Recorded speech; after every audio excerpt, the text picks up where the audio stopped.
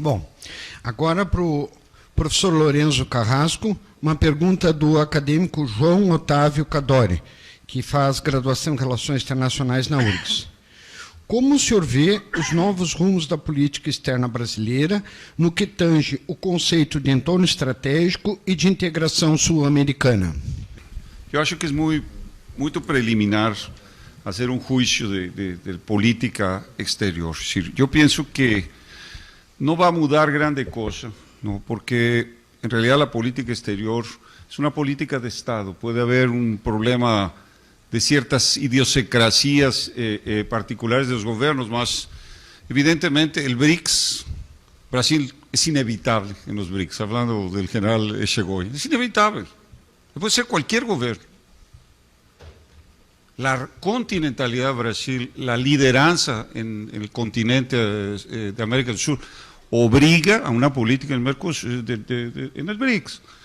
La misma cuestión con el Mercosur, porque se faló mucho que el cambio de gobierno traería el problema de acabar con el Mercosur. El Mercosur no lo comenzó este gobierno ni el anterior, lo comenzó el presidente Sarney. Es decir, y es una realidad también. Desafortunadamente, esas realidades no van a caminar, especialmente en el campo regional, si no entendemos la dinámica de qué es lo que nos une. ¿Por qué no nos unimos en 200 años? ¿Por qué no nos unimos en 200 años? Porque hay efectivamente una explosión de la base cultural en función de ese colonialismo que yo falé, ¿sí? Porque ese colonialismo se estableció diciendo que los valores de España y de Portugal eran valores atrasados que se habían construido sobre un genocidio de los pueblos indígenas. Eso fue lo que dijeron la 300 años, Francia, Holanda, a Inglaterra, la llamada lenda negra. España y Portugal eran atrasados, eran cartoriales, era todo lo que sea. Ahora están con la tesis de que la corrupción brasilera es el problema lusitano, como si el mundo anglosajón no estuviera lleno de corrupción.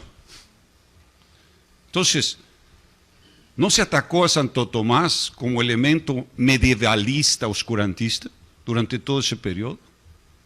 Casi se destruye a Santo Tomás. Y resulta lo siguiente, nuestra cultura, nós, somos resultados de Santo Tomás, sí.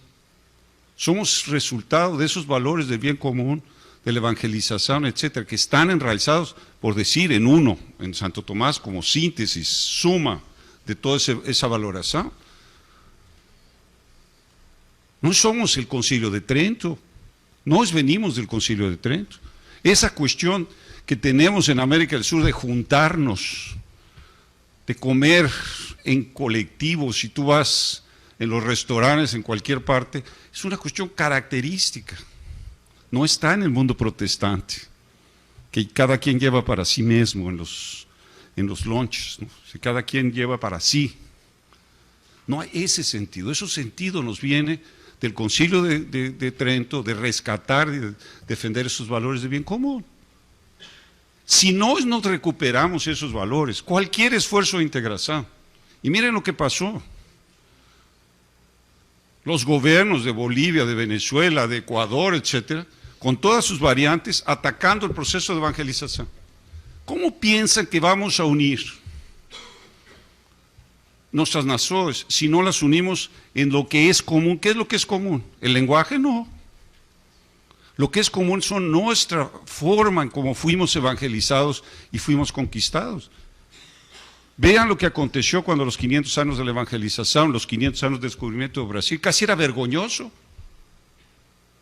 Si nosotros nos avergoñamos de esas raíces, no tenemos otro destino que ser un destino neocolonial.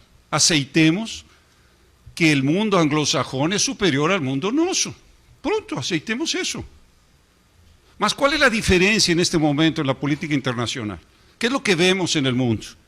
La fragmentación étnica, las fragmentaciones, es decir, nacionales. No estamos viendo una política de unidad, al contrario. ¿Y qué somos nosotros? La política de unidad, la política racial de integración. Como yo siempre he dicho, Brasil es un patrimonio del mundo, ¿por qué? Porque en el pasaporte brasileiro cabe cualquier fotografía de cualquier ser humano. Eso es un patrimonio.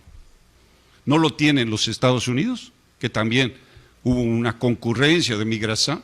No lo tiene ningún país europeo. En Brasil puede cualquier persona, cualquier fotografía cabe. Qué patrimonio enorme. Y en América Latina eso es lo que se da. Entonces, o recuperamos esa base de unidad, o simplemente no vamos a andar. A Rusia tiene cuestiones musulmanas, tiene cuestiones de diferentes religiones, pero tiene una cultura, como lo dijo el presidente Putin, puede venir aquí la gente de los árabes, los musulmanes, pero Rusia tiene una cultura que no se tiene que respetar. Si quieren ellos a seguir sus tradiciones, regresen a sus áreas, pero aquí es una cultura cristiana predominante, ortodoxa. Entonces, creo que esto es una cuestión fundamental. Ahora vi que Portugal y España hay un movimiento que se están tratando de rearticular, porque nuestra división fue herdada de allá atrás, se fue atrás, es decir, hay que recuperar eso. Entonces, si no pensamos así, y vemos el ejemplo de lo que está pasando, en cómo se reestructura una nación, cómo se reconstruye un proyecto nacional que está faltando.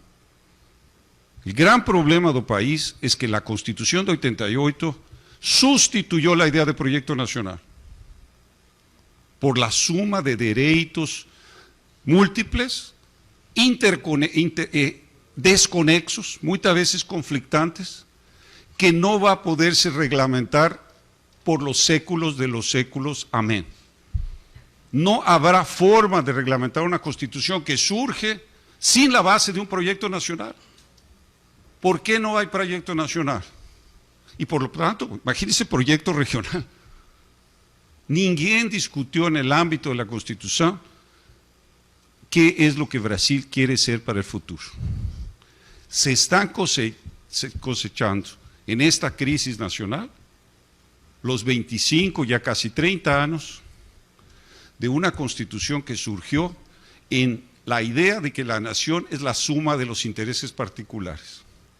La nación es mucho más que todos los intereses particulares de los que nos antecedieron, de los presentes y de los que no nacieron.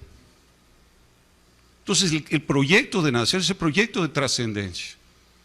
Y no hay ese proyecto de trascendencia. ¿Quieren saber la raíz del proceso de corrupción?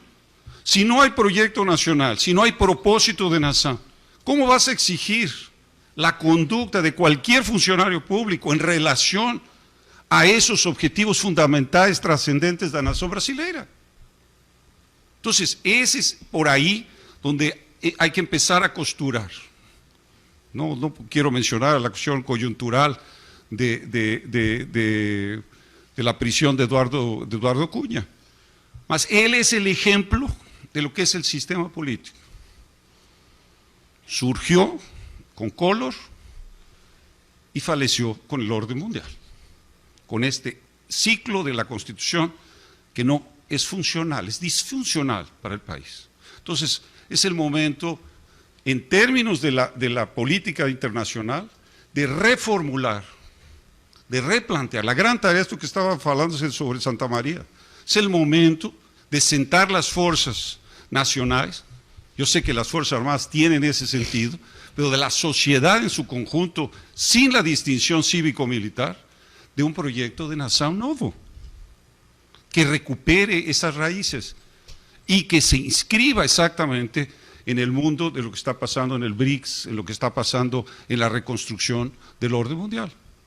Eso es lo que creo que tenemos que pensar. Si no se hace eso, la política exterior continuará siendo ese bla, bla, bla, bla, bla, sin avanzar en los propósitos centrales.